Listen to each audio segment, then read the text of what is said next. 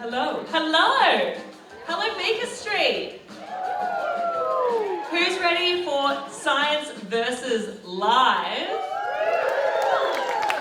That's very good early night wooing. I expect the wooing to become a lot louder by the end of the night.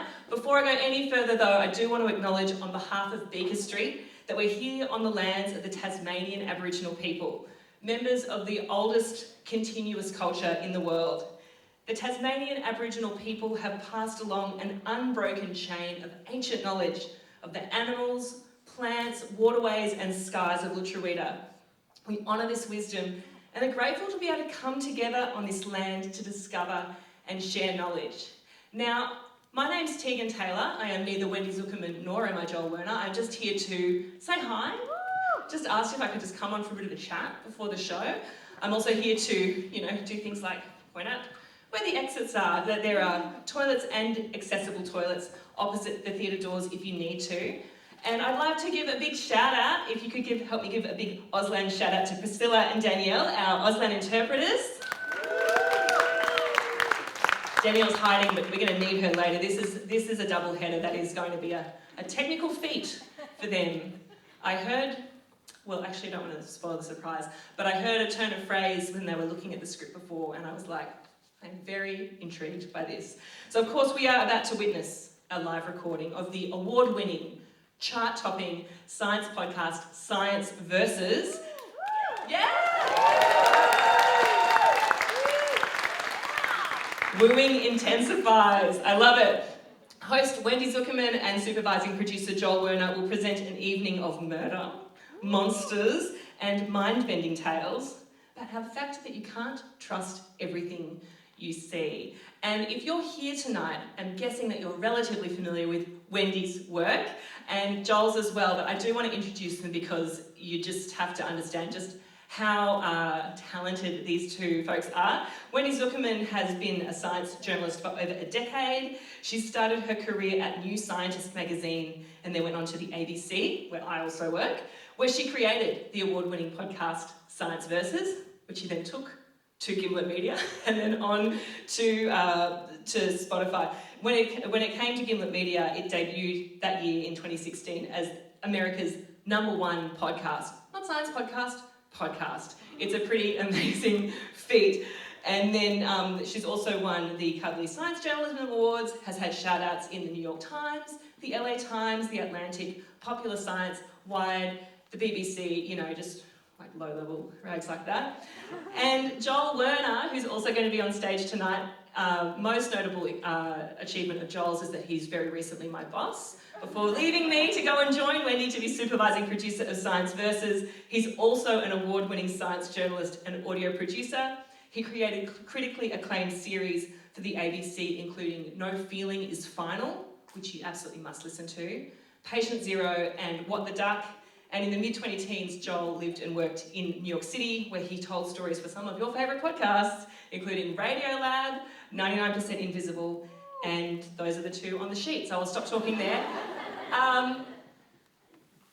It is a podcast, and if you're very loud tonight, you will be on the tape that you'll get to hear when you listen to it in your feed. So please make sure to cheer very loudly for Wendy Zukerman and Joel Werner.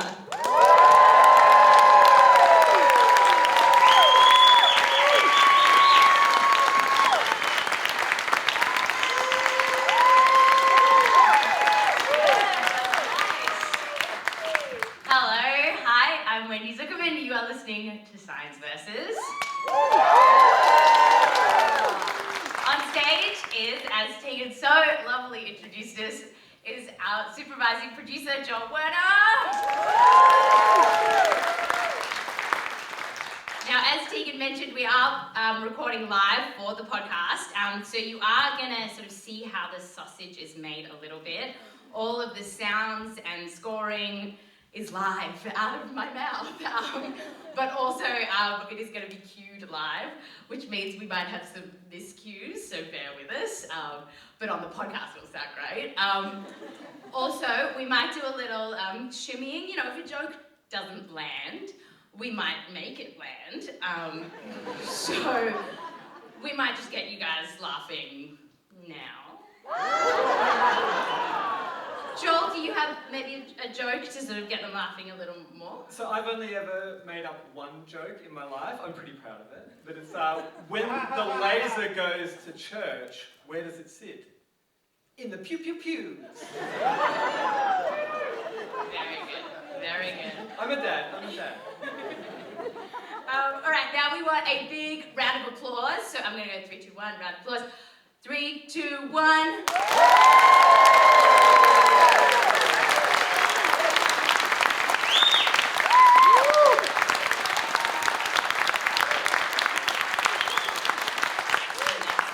That's good. You guys have done this before. You've clapped before.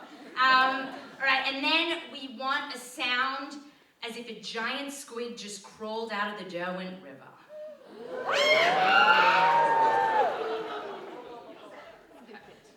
I'm not sure we'll need that, but I just wanted to know you guys were up for it. All right, now just give yourselves a big round of applause for coming out tonight on Friday night. Okay, we have got it. This is great. We're going to have fun. Let's jump in. Science versus Live at the Beaker Street Festival. At the Beaker Street Science, oh my God, we've already... Science versus Live at the Beaker Street Science Festival in Hobart, Tasmania starts now. Quote, an 88-year-old man was found dead at his home with a genital wound and part of his penis missing.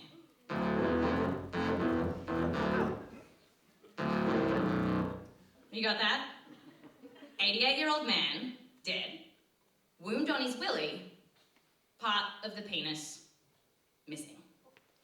This is how a case report that I read years ago began. And since I read that report, I have not been able to get it out of my mind. We've never shared it on the show before, and now I get to share it with you all. And this guy. I've never seen a paper like that. It sounds like one that would come up in a sensational magazine or something. It's a CSI episode waiting to happen, for sure. Yeah.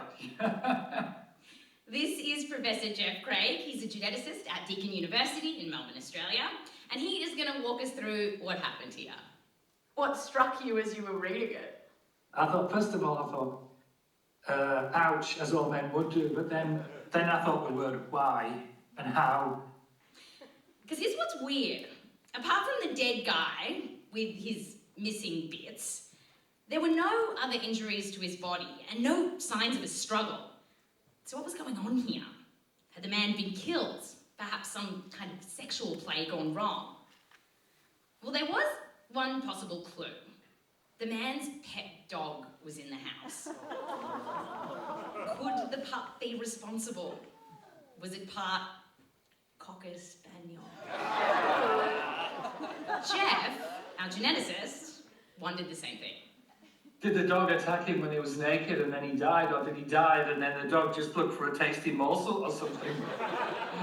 It sounds like it's every man's nightmare. Ooh. The officials on the case sure wondered whether the dog had nibbled the dead man's knob. Or, as the case report asked, could the dog have been, quote, responsible for the partial emasculation, end quote. Now, we know that if you died, your pet dog, aka best friend, may chow down on your still warm remains. In fact, a review paper on the topic wrote that, quote, animal mutilations can start rapidly after death, generally within a couple of hours, and sometimes even sooner, end quote. But curiously, according to the paper, which analysed 41 human corpses that had all been nibbled on by their pooches, mostly the dogs weren't going for the willies. In fact, in about 3/4 of the cases, they went for the face. So you can think about that next time your fur baby gives you a little lick on the face. Perhaps they're just whetting their appetite. But bottom line, one of the going theories was that the man had died of natural causes and then the dog bit his willy. But to see if this idea was on the money and that the dog was responsible for this partial emasculation, the forensic scientists on the scene gave the pooch an emetic something to make it vomit. And voila, out came a piece of connective tissue about the size of a hazelnut, they wrote. This hazelnut-sized chunk of flesh, it looked a lot like the missing piece of penis. But to be absolutely sure, they did some genetic detective work.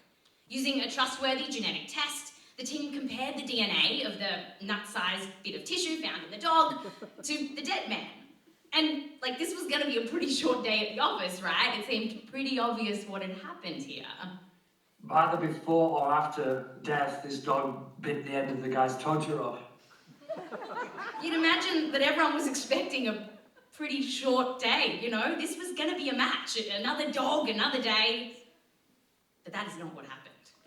According to the DNA, those tissue samples looked like they came from two different people. Today on the show, nothing is as it seems. We are bringing you 3 stories live from Beaker Street Festival in Tasmania. And these are stories where even when you think you know what's going on, when you think you can see everything, don't be so cocky. Because your eyes can see lies. When it comes to solving mysteries involving dogs and their dongs, there's a lot of opinions. But then there's science.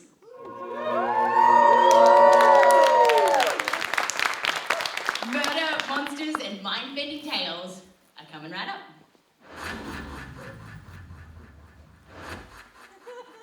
It's gone pretty well. Yeah, They seem nice. it's good. A little ad break. We put out. Welcome back. We left you with a dead man, part of his penis missing, and a dog with a penis-esque lump of flesh that, according to the DNA evidence, didn't look like it came from the dead man. I talked to geneticist Jeff Craig about how he'd feel if he had gotten the call from the lab saying that the DNA wasn't a perfect match. And so if you were sort of the forensic scientist on this case, what would you have thought in that moment? In that moment, if I was a forensic scientist, I would have thought, well, the dog must have eaten part of another man. Some foul play, yeah, some kind of weird ritual with 2 men and then one of them disappeared. Oh my goodness, the mind boggles in a number of ways. The mind sure does boggle. Because, just to explain this whole mystery again, it really means that one other person, a stranger, perhaps a murderer, came into the house, bit the dead guy's willy, and then the dog chewed off some of that guy's flesh. Or as Jeff suggested, perhaps it wasn't an intruder. Perhaps there was just some kind of sexual thing going on, and just maybe it went terribly wrong. You've heard of people from emergency rooms saying you wouldn't believe the stories I've heard of some of the men that have come in with a bit of penis missing or something.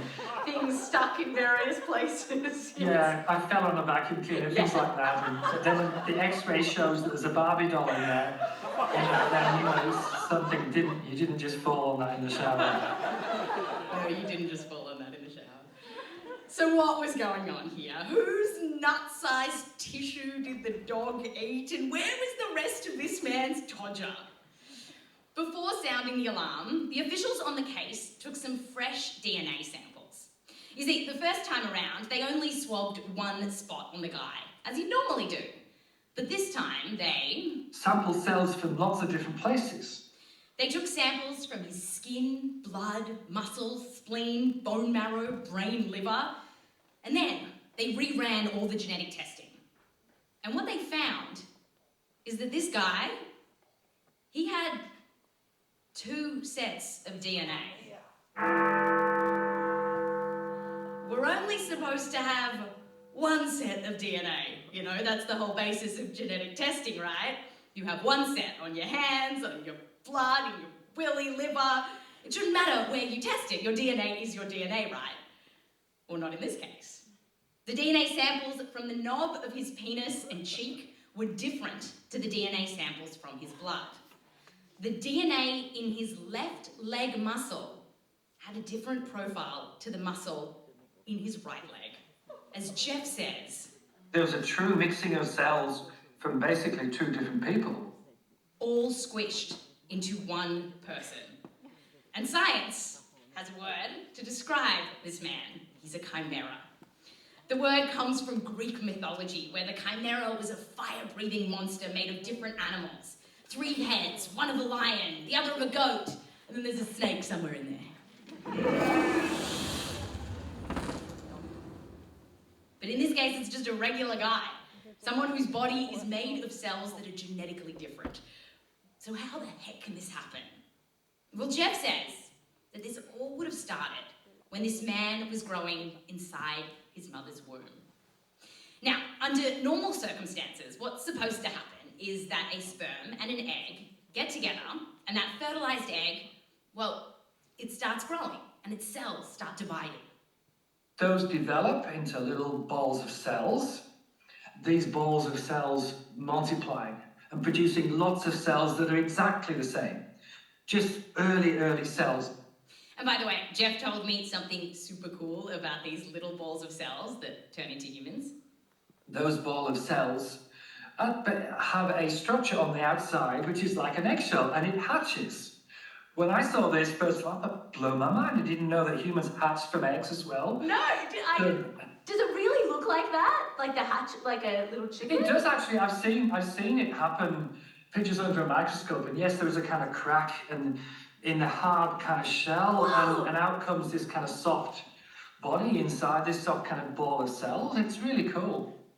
So these soft balls of cells, which have been fertilized for maybe a week, normally they would attach into a place in the uterus and grow there into one happy baby. But a couple of things must have gone differently for our chimera. Perhaps on that fateful night when his mum and dad stooped, instead of one egg getting fertilized, 2 eggs were fertilized by 2 different sperm. And that meant you would have 2 fertilized eggs growing and dividing, 2 balls of cells, 2 sets of DNA. So far, so good. Now, often when this kind of thing happens, when these balls of cells hatch and then attach to the uterus, they attach into different places on the uterus, giving room for the 2 separate fetuses to grow. Here's Jeff. Most of the time, they just grow in peace and happily live side by side. And ta-da, you get 2 babies. That's how we get fraternal twins. But with our deceased chimera man, Jeff reckons that the 2 balls of cells must have implanted into the uterus close. Like too close. Kind of squished right next to each other. So if they touch each other, if those 2 individuals get a bit frisky and... Oh, Jeff, no. All right, if these two individuals, say they end up sleeping back to back, they can swap cells. That's the hypothesis. So they swap a few cells. Catch that? These blobby siblings can swap a few cells. And by the way, for the development nerds out there, we're in the blastocyst stage. And the thing is that when the cells swap, they bring their DNA with them, right? Which could explain how someone could get different DNA in different parts of their body. Yeah, even if just one of those cells swaps, then that one cell's descendants could end up almost anywhere. It's even possible that after sharing some cells, one of the blobby siblings died.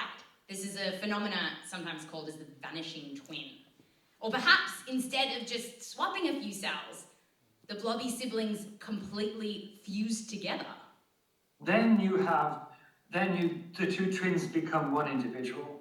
And one individual with 1 head, 2 arms. Yes, you're at the early stage where there's no organs or anything, so it doesn't matter if you mix cells together. It's like giving it twice as many cells. Because early embryos are very adaptable and plastic, so it doesn't really matter to them that some cells have swapped. They just make do with what they've got. 1 or 2 cells might go to form an intestine, 1 or 2 more cells might even go to form a right leg and then a left leg. And so that is how one person can end up with 2 sets of DNA. And Jeff says that this dead guy might not have even known he was a chimera. In fact, a lot of chimeras go undetected because you need to get a DNA test where you test more than 1 bit of tissue. And often we don't do that. There have been cases of people discovering their chimeras later on in life, sometimes when they need to get an organ donation. And curiously, we keep discovering more and more ways that you can kind of be a chimera, even if you didn't share some cells with a twin in the womb. Like one study of almost 60 women who had given birth to sons found that almost 2/3 of them had male DNA in their brain. The authors said that the male DNA probably wiggled its way into their brains when the women were pregnant, suggesting that when you carry a baby, the DNA of your kid might get into your body. Then Jeff says that this could go in the other direction too, that cells from our mothers could move through the placenta and land on us. Which brings us back to the man found in his home with part of his willy missing. While Jeff's like, this was one rather peculiar case report, he sees something bigger here. It is an amazing story, and I think it does tell me, not that particular situation with the dog, but there may be more chimeras going around the world unnoticed. So it could be much more common than we think. This could happen quite a lot. We could be chimeras? We could be. Yes, yeah, we could be. And when I was a child, I used to have this recurrent dream that there was another one of me lying beside me. Really? It is, still now plausible that I started life as a twin and my co-twin disappeared early on. And I mentioned this to a journalist before, and it ended up as the headline, the first line of the story. But Don't worry, the first line of this story is going to be like, man found without his penis. Yeah, it's kind of obvious, yeah. So, we've ultimately cracked the case of the curious incident of the dog and the dead guy with the dismembered dong. Try and say that fast 3 times. The most likely scenario here was that this man, who was a chimera, died of natural causes, and then the dog ate his willy.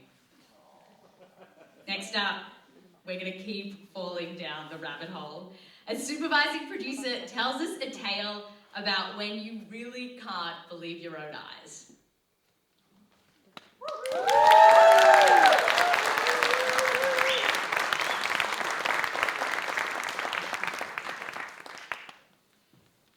Okay, thank you. This story starts in Sydney, Australia in the early 1980s, and it's a story about a little boy who was 2 years old at the time. He was a lovely 2-year-old, articulate, very interested, very involved in everything, a little bit weird, but very interesting child. This is the boy's mum, Barbara. She remembers the little boy as having shaggy blonde hair, running around the house wielding a lightsaber like Luke Skywalker. He was her only child. He just enjoyed life, never sitting still, didn't want to watch TV, wanted to go and explore, wanted to look, wanted to play games, and he was a healthy little boy, and that's, he was very healthy. But then, something happened to that otherwise healthy little boy. Something that no one could explain. It was the start of a mystery that would follow the family for years to come. And it all began one day when Barbara, her mum, and the little boy were out doing the weekly grocery shop. And it was winter, I remember, because he had a little overcoat on, and he was walking along. Mum and I were talking, and he was in the middle of us.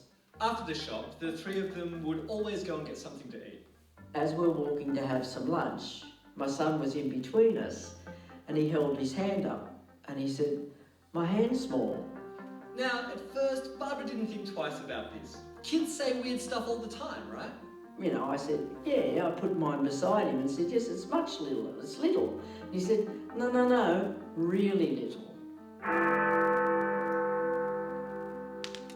And then I looked at my mum, and then she took over and she said, what do you mean really little? He said, like really little, like a doll's hand. As far as they could tell, the boy was seeing his hand as if it was completely shrunk in size, miniaturized. Neither Barbara or her mum had ever encountered anything like this before.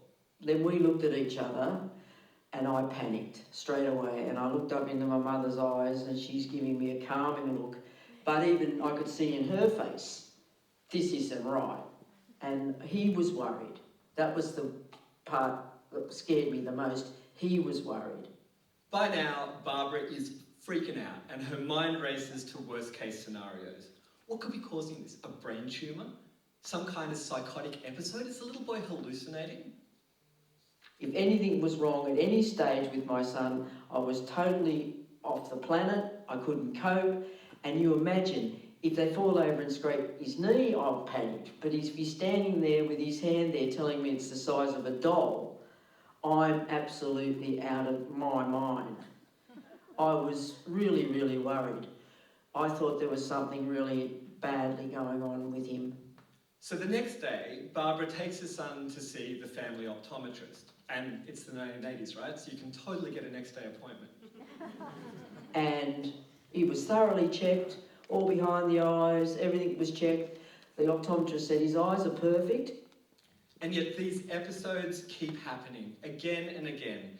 Every few weeks or so, and every episode lasting for about 15 minutes, Barbara's son's whole world starts shrinking. And it would not only be the hand, it would be the feet. He would look at his feet and he would say, my feet are little, it's happening again, it's happening again, it's happening again. And he wouldn't say anything else, just it's happening again, and we'd know. Now, what's really weird is it turns out that this isn't just happening to Barbara's son. Kids all over the world have been experiencing really similar bizarre symptoms. And so I wanted to find out what on earth was going on with all of these kids. So let's leave Barbara quietly freaking out in the 1980s, and we'll catch up with a doctor who's ended up obsessing about this almost as much as me. All right, very good. I'm Osman Farouk. I'm a pediatric neurologist, and I'm here at the University of Buffalo in Buffalo, New York. For Osman, this started one day when he was sitting in his office clearing out his inbox, and he came across an email from one of his mentors. His mentor had sent Osman a book chapter that he'd been working on and asked the young neurologist to give his opinion. And I thought, oh, come on, you send me a book chapter. How am I supposed to go through that? I don't have time to even finish the things I need to do. But I have a huge amount of respect and admiration for him, so I thought, okay, let me just open it and I'll read the first paragraph and I'll send him a comment saying, great job. Great job. Politely blowing him off. We've all been there. But that didn't happen. So Osman pulled out the chapter and he started to read. And I ended up reading the entire book chapter in one sitting, which I've never done before. I was just awestruck at this topic. And the topic that made Osman so awestruck? It's a little known, somewhat bizarre syndrome with a very curious name. The syndrome is called Alice in Wonderland syndrome. Alice in Wonderland syndrome. This chapter, which had consumed Osman, describes a bizarre condition which was first identified in the 1950s, where people, often kids, see things either bigger than they are, which is called macropsia, or smaller, called micropsia. This is what the little boy in Sydney had. And the name obviously comes from the Lewis Carroll books, where Alice grows and shrinks as she eats and drinks on her adventures in the psychedelic wonderland. So it's really interesting because people experience that exact thing, where they feel like they're growing in size or shrinking in size. And it's not just growing and shrinking. Kids with Alice in Wonderland syndrome experience a whole bunch of bizarre symptoms. So things like seeing wrinkled surfaces as if they're smooth, which is sometimes called aragopsia. In some cases, they experience chloropsia, which is described as green vision. Some kids sense everything as moving in slow motion. So as Osman's sitting in his office reading the book chapter, he suddenly realises.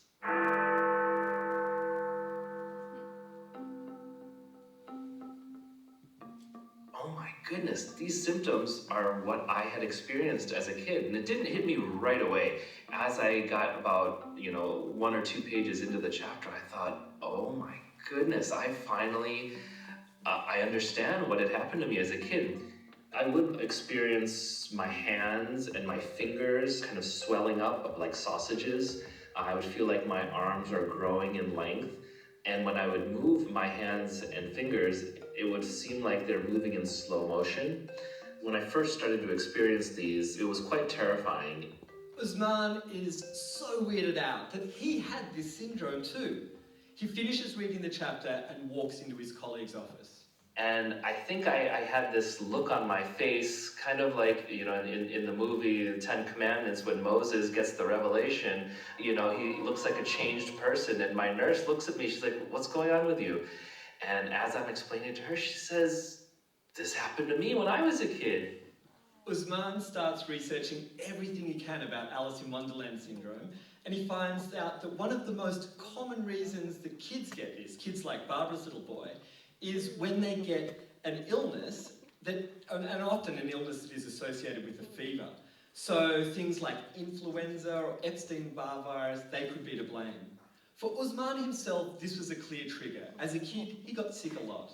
And each time I would get sick, I would have these sensations where things are either moving in slow motion or my own body parts were unusually large. It would happen consistently every time I would be ill. And so much so that I would actually fear getting sick because I knew that I was going to have these sensations. According to Usman, one idea about how infections might cause Alice in Wonderland syndrome is that when you get a fever, it can change the way that blood flows in your brain. And if that area of the brain affects vision or is linked to perception, then maybe that's what triggers the wonky vision. Curiously, Barbara did tell me that while her little boy was generally healthy, he did have a string of fevers in the weeks leading up to his world shrinking. So maybe those fevers had somehow affected his brain? One clue as to what brain areas might be involved comes from a patient of Usman's, a 15-year-old girl who started experiencing Alice in Wonderland syndrome and even had an episode right in front of him. She felt that her fingers were elongating so that she could switch off the light switch on the wall. And, we saw her kind of moving her hands up and down, and we said, "What are you doing?" And she says, "Oh, I'm trying to turn the light switch on." She didn't realize that it was on the other side of the room. She felt that her finger was right there. Now, in this particular case, the girl had epilepsy, and her epilepsy was associated with a part of the brain that processes visual information called the occipital lobe. And so we felt that it was giving kind of false information to the vision centers of her brain. But Usman says there's unlikely to be just one Alice in Wonderland syndrome spot in your brain. It's not like that. All of the research that I've come across, at least, has identified multiple different areas of the brain. Sometimes it's the temporal lobe, sometimes occipital lobe. In fact, there's a lot that we're still figuring out here. Like, why do some kids get fevers and have these "it's happening again" moments, but most don't? You could say we're a bit tweedledum about the science. We'll edit in that other laugh. Just quickly, this syndrome can happen in adults too, and it's mostly linked to migraines, which also affect blood flow to the brain. Interestingly, Lewis Carroll suffered from migraines, so some people have speculated that maybe he had these bizarre symptoms, and that's what inspired Alice's adventures in Wonderland. The good news is, as far as we know, the syndrome isn't dangerous. For most kids, they just grow out of it and they're totally fine. Which brings us back to Barbara. Over time, she just got heaps less anxious about her son's mysterious condition. I calmed down, and actually I became blasé, It's happening again, yeah, whatever, go and play. And eventually, when the little boy was about 6 years old, "It's happening again" just stopped happening. There were many times you said, "It's happening again." It's not just one or two. That's Yeah, great. That's but I said you but there were many times my son. Yeah, so let's play. Okay. Now, I don't usually coach people when we're interviewing for the show, but my mum just kept giving away the ending. When was the last time did it happen? Do you remember it happening? I remember you coming home from school in kindy. I remember him coming home. I remember him coming home from school in kindy in the car, That's right, the little boy is me. A tragic tale of a cute kid turned science journalist. Thank God, a terrible ending.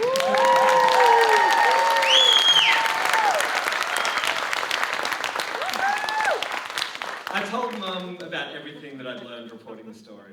So I looked into this, and it's actually a thing with a name. So it's called Alice in Wonderland syndrome. Really? Really? Because little, I'm absolutely stunned. And I can't believe, because I'm a Google maniac, I can't believe that I didn't Google it. I'm really peeved that you did.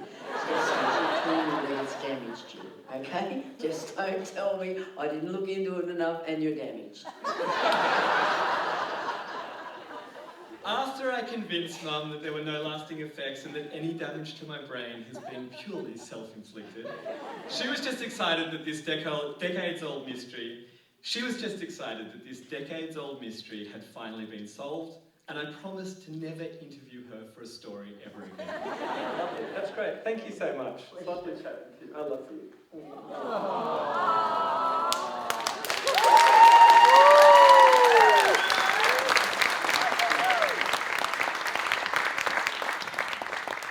Thanks, Joel. After the break, a story you'll wish your eyes could unsee.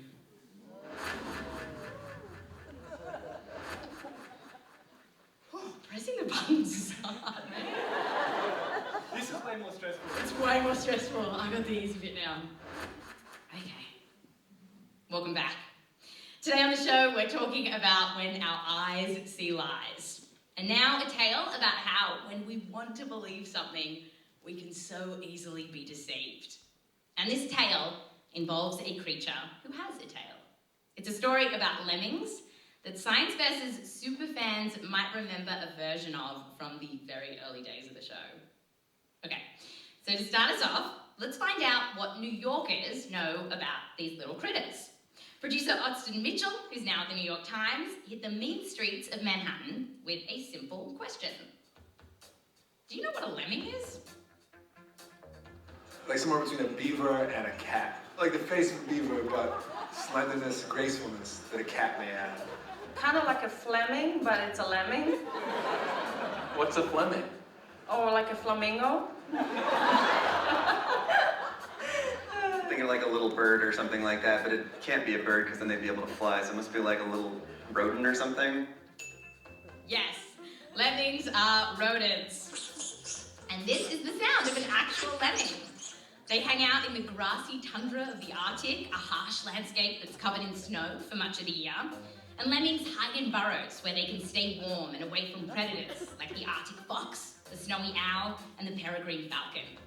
And one more thing that you have to know about lemmings. They are the most fantastic animal in the world.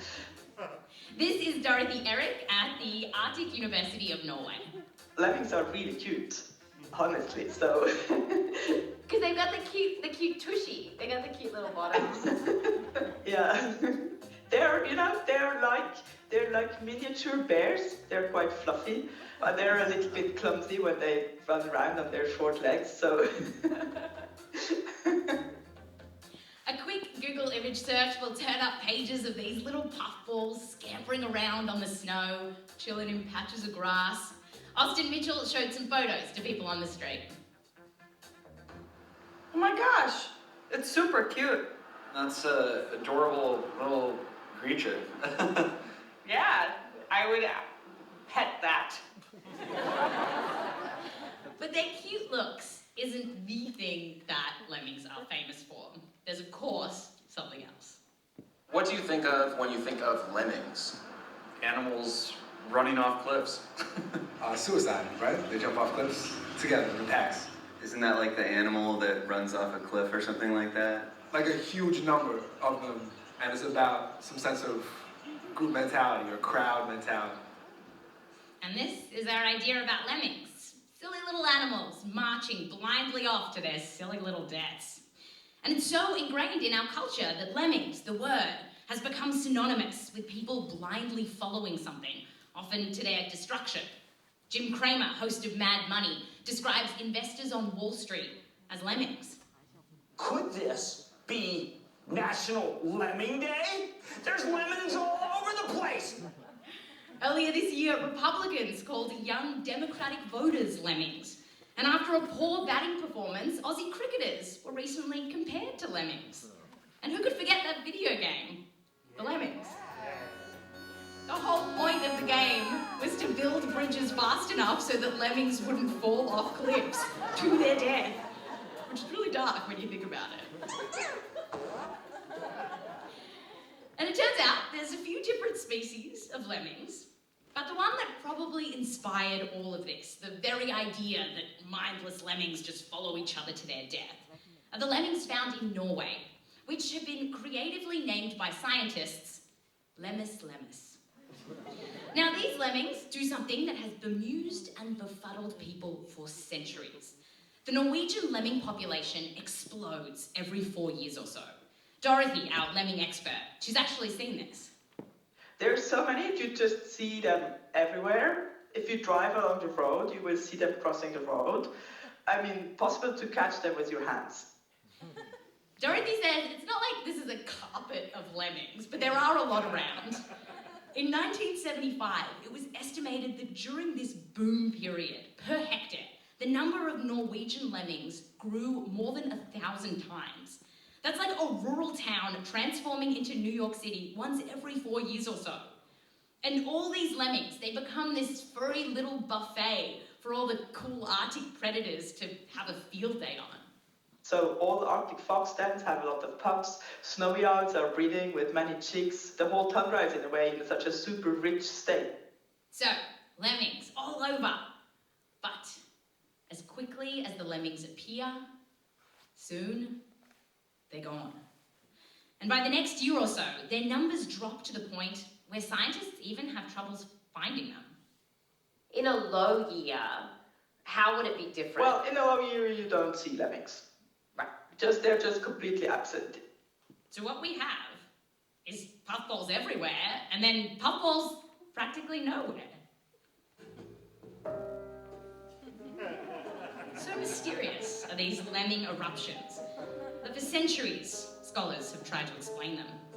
In the 1500s, one scholar said that they fell from the sky during booms. And what of the busts? Well, 200 years ago, Sir Arthur de Capel-Brooke, one of the first fellows of the Royal Geographical Society, was told that thousands of lemmings had, quote, been carried away by the currents and drowned, end quote. Thousands of lemmings drowned. But how? Was it? Could it really be mass suicide? Were these rodents blindly following each other to their death?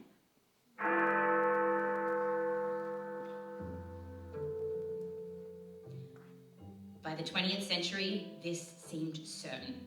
A 1924 paper described, quote, the spectacle of processions of lemmings ecstatically throwing themselves over the ends of railway bridges and falling to an apparently useless death below. This is a direct quote from the paper. Continues, quote, the sea strewn with dead lemmings, like leaves on the ground after a storm. And just like that, newspapers wrote about the mass suicide as if it was a fact. But one thing was still missing. No one had ever recorded the event. Until... The lemming. Here's an actual living legend. For it's said of this tiny animal that it commits mass suicide by rushing into the sea in droves. This is from White Wilderness, a documentary about Arctic wildlife released by Walt Disney Productions in 1958. Film crews braved the unforgiving Arctic to film walruses, polar bears, seals, and yes, lemmings in their natural habitat. They filmed lemmings getting lost while searching for food, lemmings in their burrows with their young. And then we see something remarkable. Droves of lemmings start scurrying across the tundra. They're running towards one clear final destination. Once in motion, none stops to ask why. And carried along by an unreasoning hysteria, Hordes of lemmings are seen scurrying to a cliff. Each pausing to step for a march that will take them to a strange destiny. We see a sheer rock face overlooking the massive water below. I can't emphasize how big this cliff is. It's terrifying. They reach the final precipice. This is the last chance to turn back. Yet over they go, casting themselves bodily out into space. Over they go, scores of lemmings plunging off the cliff edge and flying helplessly through the air, end over end, until they finally smash into the water. And soon the Arctic Sea is dotted with tiny bobbing bodies. Little dead puffballs floating on the surface. And so is acted out the legend of mass suicide and destruction of a species. And for their remarkable efforts, the filmmakers were awarded the 1959 Academy Award for Best Documentary Film. The footage is unbelievable. I mean, really unbelievable. The only problem is, you shouldn't believe it.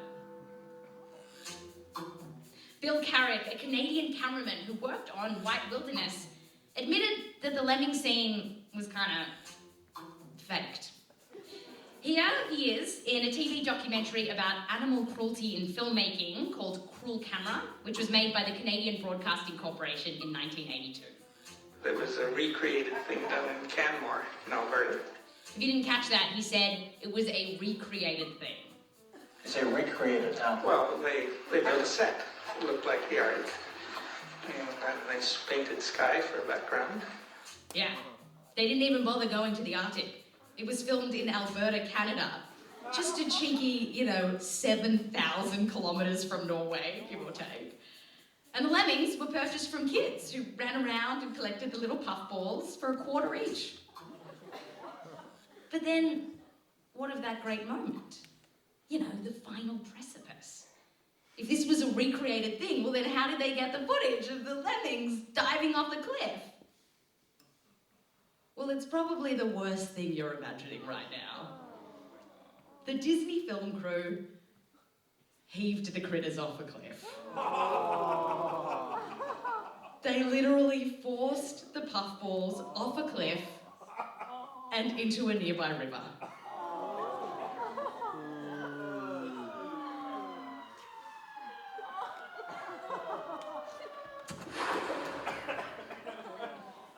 We told our New Yorkers about it.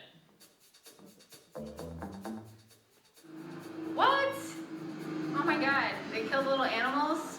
Yeah, that's really messed up. Oh my god. Jesus.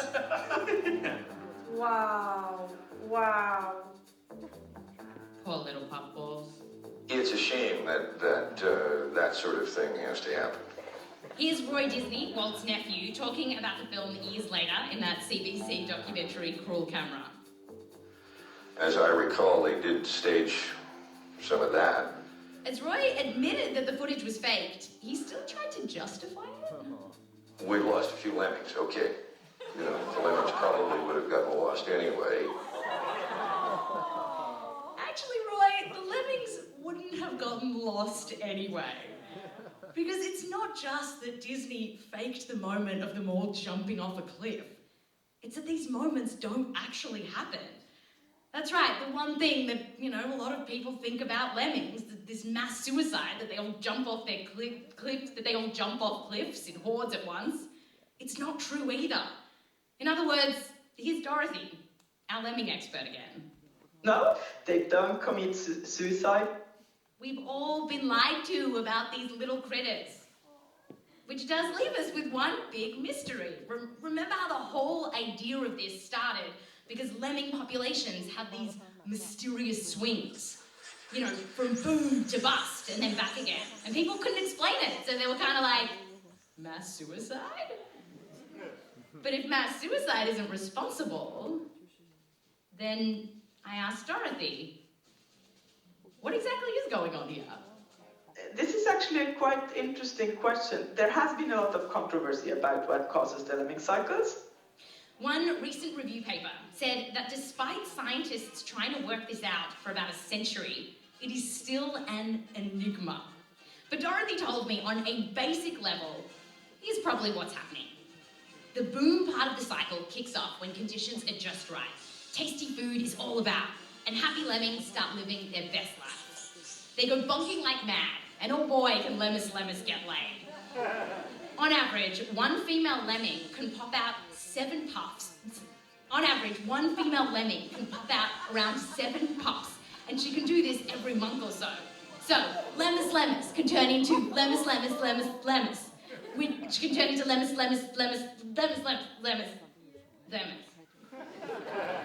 You get the point. The population explodes. Oh, wow. So in a peak year, you could really go bananas. Yeah. So their population can grow really fast. At some point, there are just too many lemmings. It becomes easier for predators to pick them out. It can get stressful for the lemmings. One researcher told us that they can get territorial and perhaps start turning on each other. He told us that this can take a toll, can be really stressful, and ultimately, the lemmings don't breed like they used to. While we're not entirely sure exactly how the lemming apocalypse starts to go down, things go bad for the little puffballs. But still, the few that survive eventually start making babies again, and then those babies make babies, and so the cycle goes on. But while lemmings aren't dying from mass suicide in parts of the Arctic, like around Norway, their numbers are dropping, for the same reason that's threatening a lot of animals, including human animals: climate change. Lemmings are already suffering because the lemmings live under the snow. Lemmings build nests and dig burrows in the soft, crumbly snow, where they can hide from predators. But warming weather means that at certain times in the year, that lovely soft snow melts and then refreezes in a way that makes it hard and icy. So the lemmings can't get to their food, and they can die on the snow, which Dorothy says is sad. Well, of course it's sad when you see them dead on the snow. Climate change is sad, and especially for people who love the Arctic, so... I'm sorry we couldn't have a Disney ending for you. And so, after all this, how do we feel about lemmings? I love lemmings now. I don't feel like calling people lemmings ever again. And they're not mindless animals just walking off of a cliff. Right. Someone gave them a bad name, maybe they're just would love to turn around and go into the world and enjoy it like everyone else, That's Science Versus.